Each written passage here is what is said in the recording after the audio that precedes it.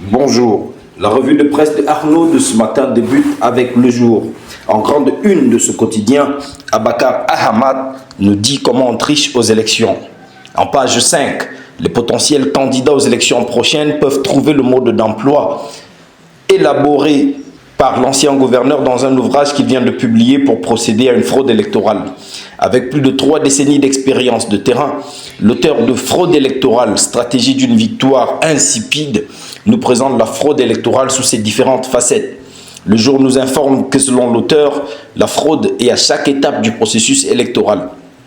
Il y dénonce aussi le rôle que jouent les administrateurs civils dans la fraude électorale. Dans cet ouvrage, l'ancien gouverneur fait savoir d'ailleurs, comme nous l'apprend Le Jour, que la non-publication des listes électorales, pour quelque raison que ce soit, est une violation flagrante de la loi électorale et participe de la fraude électorale.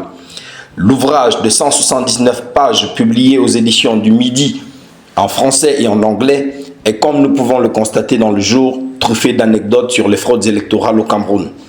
Toujours dans son édition de ce 21 février, Le Jour nous dit que suite à la découverte macabre des corps et des ossements humains dans la localité de Sikoum, le préfet de la Sanaga maritime, Cyril Ivan Abondo, a déclaré, s'agissant des coupables de ces meurtres, qu'il est question ici d'un vaste réseau bien huilé. Il s'agit d'un vaste réseau bien huilé, comme il l'a dit. L'autorité administrative explique le modus operandi de ces meurtriers dont l'identité reste cependant inconnue pour l'heure. D'une part, ils appâtent leurs victimes, des mototaximens, avec des montants de course exorbitants à partir de Douala en prétextant une panne de voiture. D'autre part, c'est le ciblage des mototaximens qu'ils prennent en chasse et bousculent sous le prétexte d'un dépassement. Dans un cas comme dans l'autre, les victimes finissent saucissonnées. Le Jour nous informe que le préfet a tenu une réunion de sécurité à la chefferie de Sikoum. Parmi les mesures prises à l'issue de cette réunion, il y a la redynamisation des comités de vigilance, la collaboration des populations, l'identification et le recensement des ouvriers inconnus dans les exploitations agricoles. Vous pouvez aussi lire dans Le Jour de ce matin la lettre ouverte du sénateur Jean Tsomlou aux militants du SDF, lettre dans laquelle il dit à ses militants que l'avenir du SDF leur appartient. Exclu du SDF, il estime que comme l'UPC, il s'agit d'un patrimoine national. Par conséquent, il ne pourrait se taire quand l'avenir de ce parti est en jeu. Découvrez l'intégralité de cette lettre en page 4 du journal. Sur ikiosque.cm, le Messager nous parle du jeu trouble d'Atangadji dans le scandale Intosh. Dans cette parution, en page 3, le Messager nous explique comment Atangadji essaie d'imposer une société illégale. L'attitude de défiance des lois et des instructions présidentielles que le quotidien reproche au MINAT porte sur la mise en place d'un système de centralisation et de surveillance des jeux en ligne.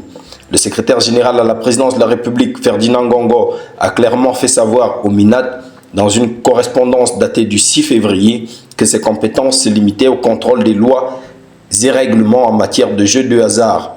Ainsi, la société Intosh, désignée par le MINAT comme unique agrégateur de paiement, n'avait plus sa place, y compris dans les discours.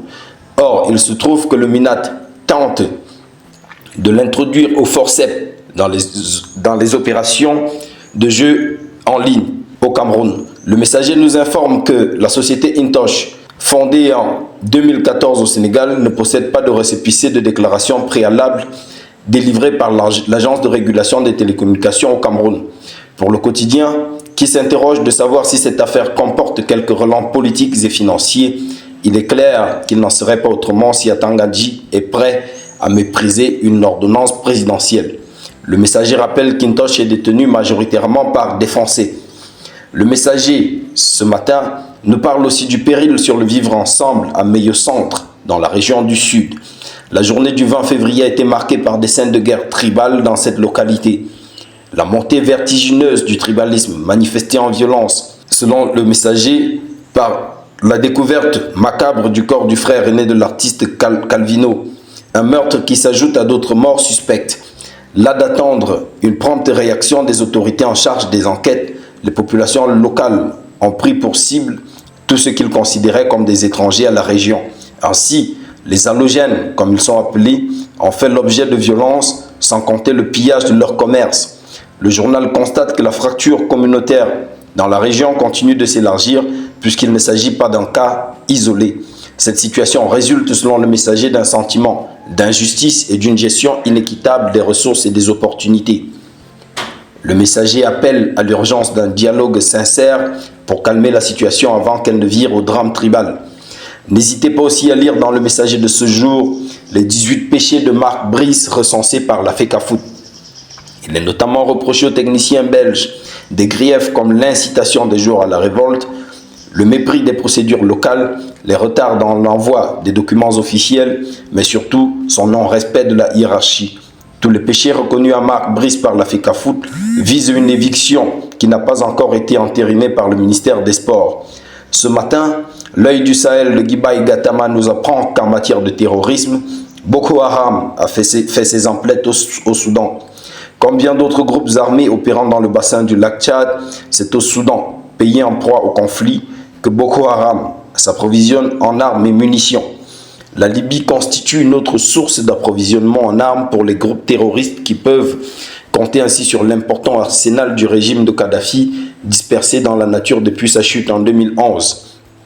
Ces armes transitent par le nord du Tchad en bénéficiant des complicités locales.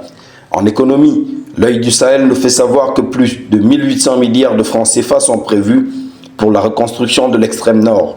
Parmi les projets à réaliser à travers le programme spécial de reconstruction et de développement de la région de l'extrême nord, il y a la construction d'un pont sur le Mayo Chanawa, la réhabilitation de l'hôpital de Mada et le budget prévisionnel de 1800 milliards devrait d'ailleurs être revu à la hausse parce que les besoins ont remonté entre-temps suite à la dégradation de la situation socio-humanitaire dans la région. Découvrez tous les projets à réaliser dans l'extrême nord dans le numéro 2061 de l'œil du Sahel. C'est tout pour votre revue de presse, la revue de presse de Arnaud pour d'aujourd'hui. N'oubliez pas, comme je le dis toujours, abonnez-vous, partagez, cliquez pour aimer. Restez avec nous sur Afro TV à lundi pour une nouvelle édition. À bientôt.